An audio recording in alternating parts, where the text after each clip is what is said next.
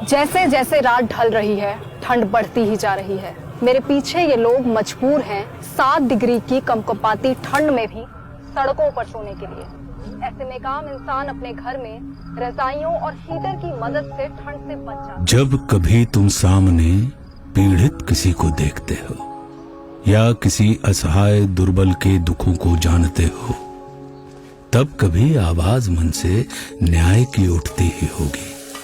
दीनहीनों के लिए करुणा कभी जगती ही होगी।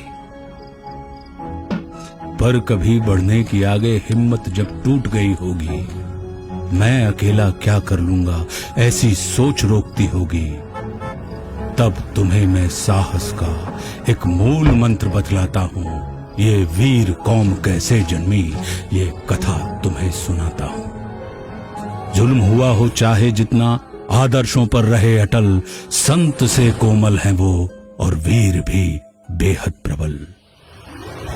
खौफ बढ़ा था देश में जब दुश्मन के अत्याचारों का, जब शक्तिहीन रोना रोते थे अपने अपने प्राणों का, तब हर घर से एक वीर पुत्र लड़ने को आगे आया। न्याय का दीपक बना और सरदार कहलाया।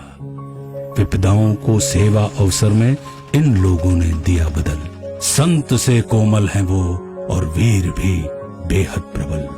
गिनती जिनके लिए युद्ध में मायने ही नहीं रखी कभी, आगे कितने लाखों की सेना ही क्यों ना खड़ी रही, लेकिन उस सरदार के पैर डर से फिर भी मुड़े नहीं।